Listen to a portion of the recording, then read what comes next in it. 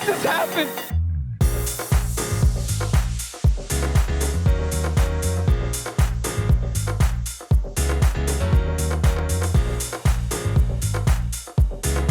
So at this year's Computex, I went to the Corsair booth and they unveiled the new 280X micro-atx case.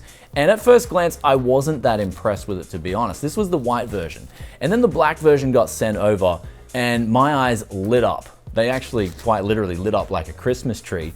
But today we're gonna be putting a whole build in this case and seeing what's good and if it's worth your hard-earned money.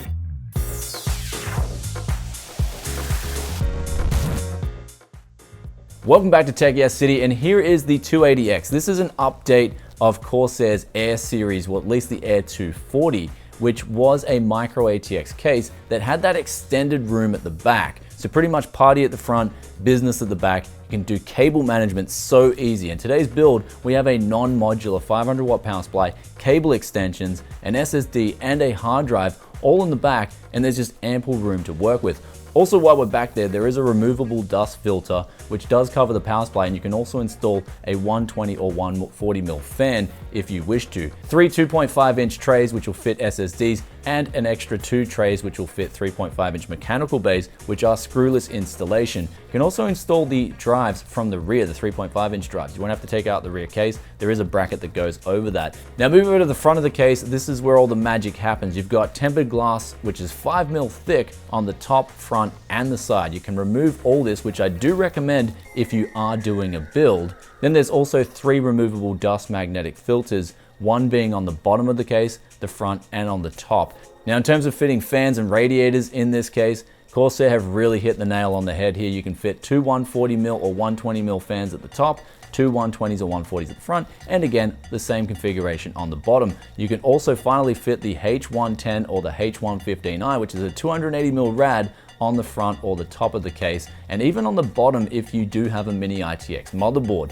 In this case, we did fit a micro-atx board. This was a used H55 motherboard, and everything worked out really well. We even had the blue memory to match the build. H115i, of course, being RGB, that's the Pro version, and we've got the light loop fans, which 2 are included with this case, so you can then remove the top fan, move it to the front, which is what we did here, link it up to the rear where the Corsair iCUE controller is located, and then you get full RGB control of your case. And the best thing about this is you can do some really cool effects if you have a keyboard or a mouse. So you can use that iCUE software, set a whole effect that'll run through, or even better, you can get the temperature control on the fans themselves, the inner ring, and what we did here was we set the CPU temperature to the inner ring and the GPU temperature to the outer ring.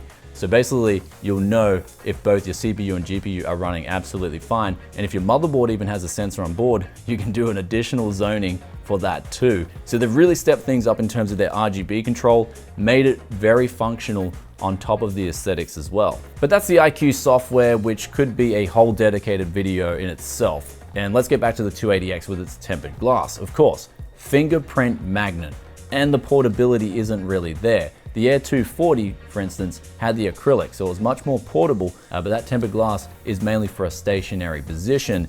But now talking about temperatures, this is where Corsair get things right. With those 2 LL fans at the front and the H15i Pro venting air out the top, so we had a push-pull configuration, we saw only a 1 degree difference. When we put the tempered glass side panel on, we then saw a max temperature of 62 degrees. So really nothing in it. Testing the CPU, which unfortunately I couldn't overclock on this motherboard, we saw 48 degrees versus 48 degrees. This was at an ambient temperature of 21 degrees. So phenomenal performance, especially considering we're using tempered glass, and there's also no mesh at the front of this case, unlike the Air series, which does have the mesh. So we're only drawing air in through the side.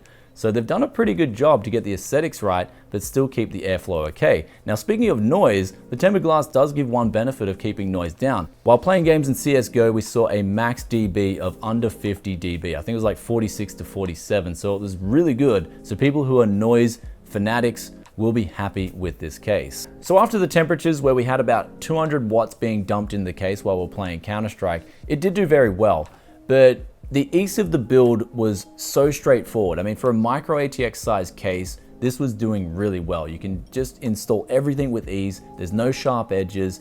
Cable management at the back's phenomenal. If you are a beginner and you've just got cables everywhere, you can just stuff them in this and you'll still get a good look at the front. So Corsair have really got their simplicity down pat with the Air 280X. Now, of course, as I said in the intro, I do much prefer the black version over the white version. They do come in at the same price. We're talking 170 USD roughly. You get two light loop 120mm fans and also the No Controller Pro and the hub. There's also the non-RGB version, which set you back around 110 US. You get two SP120s and no controllers. So it does save you a little bit of money, but you don't get that RGB effect on either the fans or the control. And that about wraps up the review for the Crystal 280X, and it's a really nice looking case. I do prefer the black version over the white version, and you do get those two LL fans included, which I would recommend relocating the top fan straight to the front and then installing the IQ software and customizing that to your setup.